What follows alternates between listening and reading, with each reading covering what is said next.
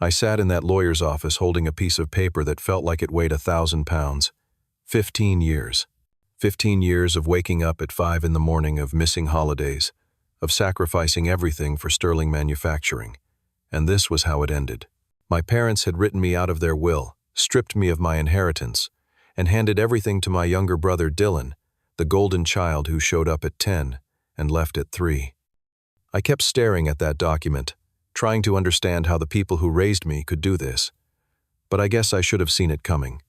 It all started 3 months ago, at a family dinner I wish I could forget. Before I tell you how my own parents destroyed everything I built, let me ask you something. Where are you watching this from? If this story hits close to home, hit that like button and subscribe, because what happened next will show you exactly what happens when family loyalty means nothing. Now let me take you back to where it all started to fall apart. Sterling Manufacturing was not just a company. It was 40 years of my parents' lives, built from nothing into a business that produced industrial equipment for factories across 3 states. My father, Robert Sterling, was 65 years old and had this way of looking at you that made you feel like you were always being measured. My mother, Patricia, was 63 and had spent most of her life making excuses for my younger brother. Dylan was 28, 4 years younger than me, and he had never worked a real day in his life before joining the company 5 years ago. I started at Sterling when I was 17 years old. Not in some cushy office job, but in the warehouse loading boxes and learning every single inch of that business from the ground up. I spent my early 20s on the production floor getting my hands dirty with machinery and understanding how our products actually worked. By the time I was 25, I had moved through logistics, quality control, and sales. At 32, I was the chief operating officer responsible for 70% of our revenue. I had negotiated deals with international clients, expanded our operations into 3 new states, and personally closed a $50 million contract with a European corporation just 6 months before everything fell apart. Dylan, on the other hand, graduated from college and walked straight into a director of business development position. He would show up around 10 in the morning, spend 2 hours having lunch with friends. He called networking opportunities, play golf most afternoons, and leave by 3. His social media was full of expensive cars, fancy restaurants, and trips to places I had never had time to visit. But whenever our parents talked about him, you would think he was running the entire operation. My mother would say things like, "Dylan has such great vision," or "Dylan really knows how to connect with people." My father would nod along, adding that Dylan understood the future of business in a way that my generation just could not grasp. I had given up so much for Sterling Manufacturing. My marriage fell apart 2 years ago because I was never home. My ex-wife, someone I had loved deeply, finally told me she felt like she was competing with a company for my attention. She was right. I had poured everything into Sterling, convinced that I was building something for my future, for my family's legacy. I owned 15% of the company's shares, money I had invested from my own salary over the years. I had plans, detailed strategies for the next decade that would have doubled our revenue. I truly believed that when my father retired in 2 years, I would step into the CEO position. I had earned it. 3 months ago, my parents invited both Dylan and me to dinner at their house. The moment I walked in, something felt wrong. The air was thick with tension. My mother could not look me in the eye, and my father kept clearing his throat like he was preparing to say something difficult. We sat down to eat, and that is when the comments started. My mother kept praising Dylan for things that seemed meaningless. "Dylan just had this brilliant idea for our marketing campaign," she said, even though I knew Dylan had not touched marketing in months. My father jumped in, saying Dylan was really showing strong leadership qualities lately. I felt this uncomfortable tightness in my chest, but I kept quiet. Then my father said, "I think we need to start discussing the future of the company." Dylan sat there with this confident smile, and I waited, expecting to finally have the conversation about succession planning that I had been preparing for. But instead, my father looked at Dylan and said, "You have fresh ideas. You understand the younger market in ways we need." I tried to interject, reminding them that I was the one actually running the daily operations, the one who had increased revenue by 200% over 5 years. My father cut me off. "Operating and leading are 2 different things." "Creighton," he said, his voice cold, The dinner ended early. I left feeling like the ground had shifted beneath my feet. Over the next few weeks, things got worse. I stopped receiving invitations to strategic planning meetings. Dylan suddenly had a seat at tables I had built. Employees who used to report to me were being redirected to Dylan. When I asked my father what was happening, he just said, "We need to prepare the next generation," as if I was not part of that future. I started to feel like a stranger in the company I had given my entire adult life to. 2 months before everything exploded, I was working late one Thursday night. Most of the building was dark and quiet. I was finishing up some projections when I walked past my father's office and heard voices. The door was slightly open. I should have kept walking, but I heard my name. I stopped. My mother's voice came through clearly. "We have to move quickly on this. Creighton is too attached to the company. He will not accept this easily." Then Dylan spoke up, and hearing his voice made my stomach turn. "Let me handle it. I have already talked to the lawyer. We can restructure the shares without much trouble." And then my father, the man who taught me to work hard and be honest, said Creighton will be angry, but this is the right decision for the family's future. I stood there in that hallway, my heart pounding so hard, I thought they might hear it. I could not believe what I was hearing. My own family was plotting against me. I knocked on the door and walked in. All three of them looked up, and the guilt on their faces told me everything. "What are you talking about?" I asked, trying to keep my voice steady. There was this horrible silence. My father finally spoke. "You must have misheard, son. We are just discussing some restructuring plans." I felt my hands shaking. "Restructuring? I am the chief operating officer. Why do I not know about this?" My mother jumped in with this patronizing tone. "Creighton, do not be so sensitive. This is just normal business discussion." Dylan sat there with this little smirk that made me want to flip the table. I left that office feeling like I did not know these people at all. The next few weeks were a nightmare. I was systematically being cut out of my own company. My assistant was reassigned to Dylan. Projects I had been leading for months were suddenly taken over by Dylan under the excuse of optimizing workflow. Important decisions were being made without my input. When I protested, my father accused me of not being a team player. He said we needed collaboration, not internal competition, as if I was the problem. I could not just sit there and watch my life's work disappear. I started looking through company documents late at night, when everyone else had gone home. What I found made my blood run cold. There were records of multiple meetings between Dylan, my parents, and a law firm I did not recognize. I dug deeper and found a draft of a new shareholder agreement.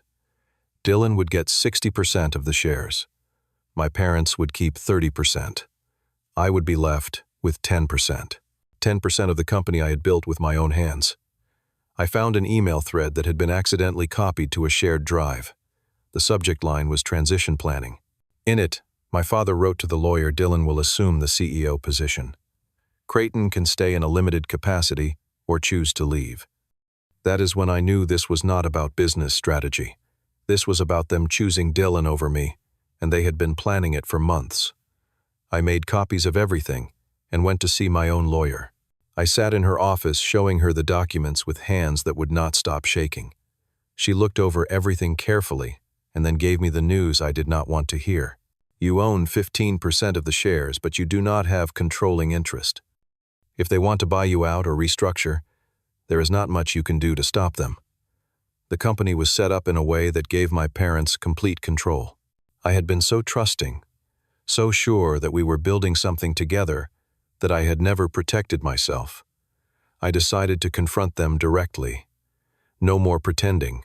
I walked into my father's office and put the documents on his desk. "What is this?" I asked. My father did not even pretend to be surprised. He looked tired.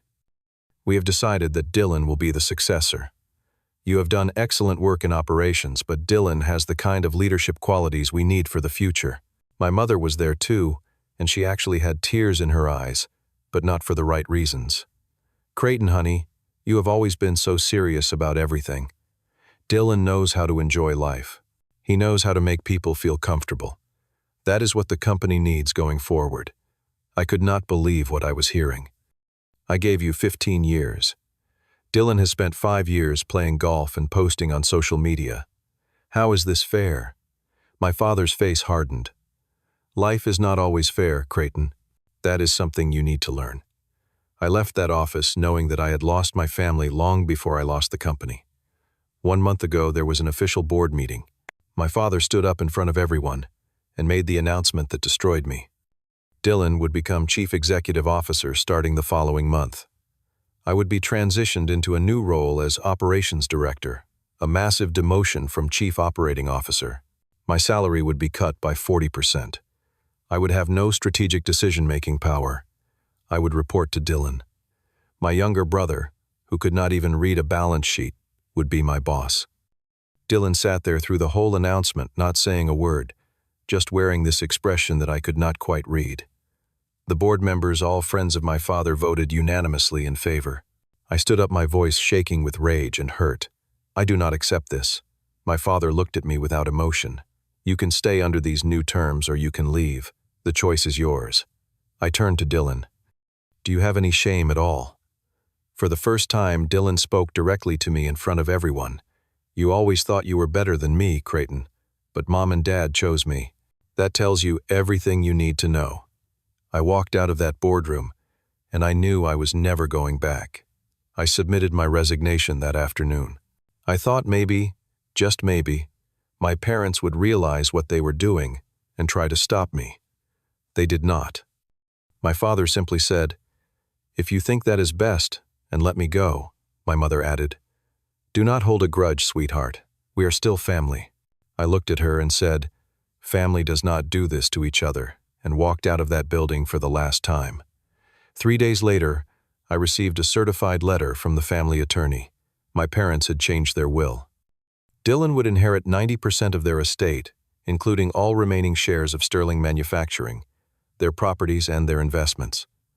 I would receive 10%, what the letter called a minimal fair distribution. I sat in my small apartment reading that letter over and over. It felt like being stabbed in the back by the people who were supposed to love me most. The first 2 weeks after leaving Sterling Manufacturing were the darkest of my life. I was living in a small rented apartment because I had sold my house during the divorce and split the money with my ex-wife. Most of my savings had gone into buying those company shares that now felt worthless. I stopped showering regularly. I stopped eating proper meals. I would just sit by the window for hours, staring at nothing, wondering how my life had fallen apart so completely. Friends called, but I did not pick up. I did not want to explain. I did not want their pity. On the 15th morning, I caught my reflection in the bathroom mirror. I looked terrible. My beard was growing and patchy and unkempt. I had dark circles under my eyes. I looked defeated. Then I remembered something my old mentor had told me years ago when I was just starting out. He said, "Your value as a person is not determined by how others see you. It comes from who you choose to be when everything falls apart."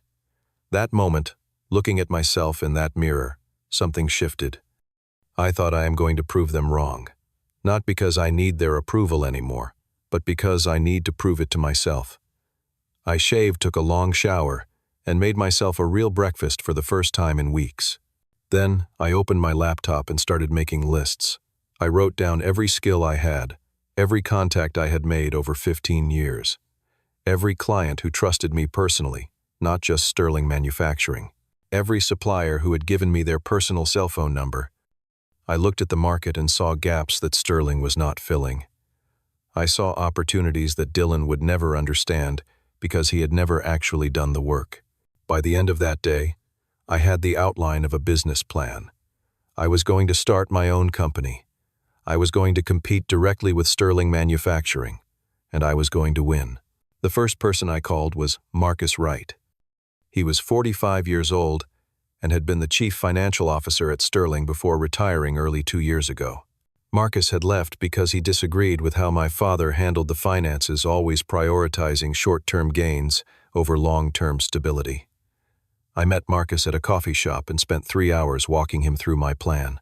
I showed him the market analysis, the client list, the competitive advantages we could build. Marcus listened carefully, asked tough questions.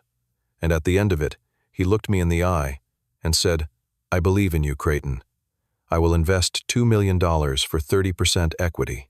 With Marcus on board, I reached out to two other angel investors I had met at industry conferences over the years, people who knew my work, who had seen what I could do. Within a month, I had raised $5 million. I named the company Apex Industrial Solutions. The name meant something to me. We were going to be at the top, and we were going to do it by being better, smarter, and more dedicated than anyone else. I rented a small office space and hired 10 people to start. Every single one of them was someone I had worked with before, people who knew quality work when they saw it. 3 of them actually left Sterling Manufacturing to join me, which felt like a small victory. We positioned Apex as a direct competitor to Sterling, but with better technology, better customer service, and prices that were 15% lower because we were lean and efficient. I spent the next 3 months working harder than I ever had in my life. I used every relationship I had built over 15 years. I personally called 20 of Sterling Manufacturing's biggest clients. My pitch was simple and honest. I am the person who has been serving your company for the past decade. I know your needs better than anyone. Now I have better solutions at better prices. Would you give me a chance to prove it? 12 out of 20 said yes. Our first contract was worth $3 million with a company that had been Sterling's client for 15 years. 6 months after starting Apex, we hit $15 million in revenue. We expanded to 50 employees. Sterling Manufacturing was starting to feel the pressure. They were losing clients, and Dylan had no idea how to stop it. I heard through industry contacts that he was panicking, trying to cut prices without understanding cost structures, which just made Sterling lose money faster. Meanwhile, Apex was being smart, strategic, and we were growing every single month. 8 months and Dylan tried to fight back, but he did not know how. He tried to copy our strategies without understanding why they worked. He started bad-mouthing me to mutual contacts, which only made him look petty. Some of Sterling's best employees started leaving. A few of them came to work for Apex. My father had to come out of his planned retirement to try to save the company, but he was older now, tired, and the business world had changed.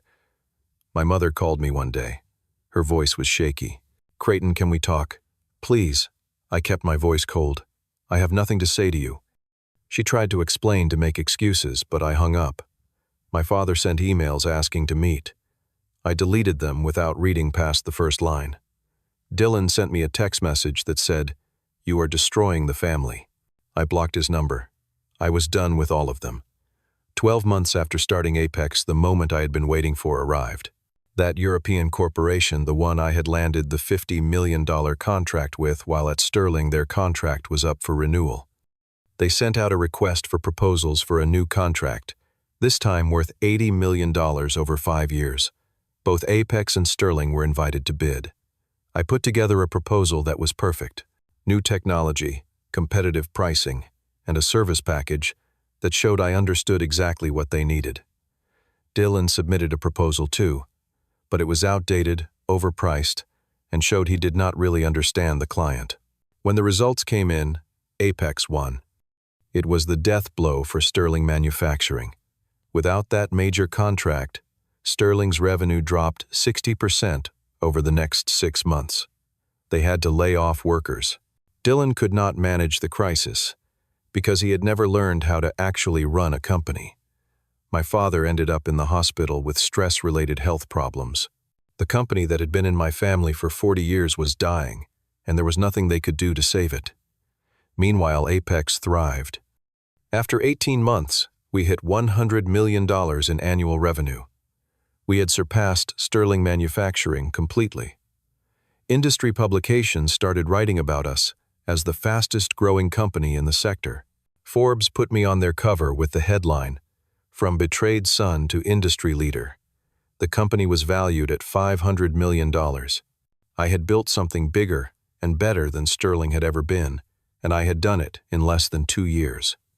2 years after the day I walked out of Sterling Manufacturing, my father called me. His voice sounded old and broken.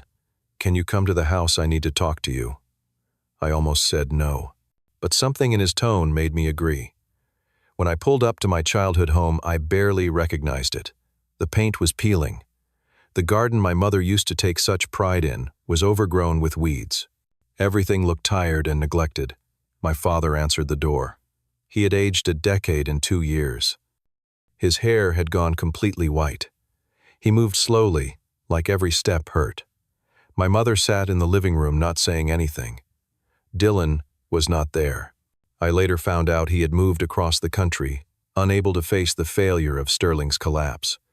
We sat in uncomfortable silence for a moment, before my father spoke. "I am sorry, son. I was wrong." My mother started crying quietly. "We were blind," she said. "We thought Dylan needed more help, more support. We thought you were strong enough that you would be fine no matter what. We were wrong about everything." My father's voice cracked. "Sterling Manufacturing filed for bankruptcy last week. We lost everything." The silence stretched out between us. Then he asked the question I had been waiting 2 years to hear. "Can you forgive us?" I looked at these two people who had given me life, but had also broken my trust in the worst possible way. I felt emotions rising up, but they were not the anger I expected. I was just tired. Tired of carrying the hurt. "I am not angry anymore," I said slowly. "But I cannot go back to how things were. That family does not exist anymore." I reached into my jacket and pulled out an envelope. Inside was a check enough money to keep them comfortable for the rest of their lives. Not wealthy, but stable. "I will make sure you are taken care of financially," I said. "But we are not family the way we used to be." My father tried to protest, to say, "I did not need to do this after what they did," but I stopped him. "This is not for you. This is for me. So I can move forward knowing I did the right thing regardless of what you did. But there was one condition.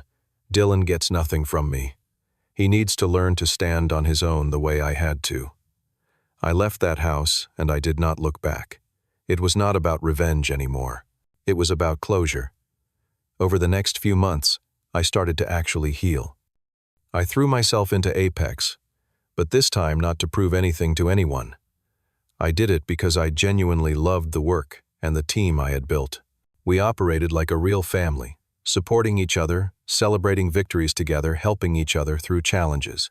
I started dating again and met someone who understood me, who supported my ambitions, but also reminded me that there was more to life than work. For the first time in years, I felt genuinely happy. The most important lesson I learned through all of this was simple, but powerful. Your value does not depend on whether other people recognize it. Family can betray you in ways that cut deeper than anything else, but that betrayal does not define who you are. Sometimes the biggest losses turn out to be hidden gifts. Losing my family's company forced me to discover strength I did not know I had.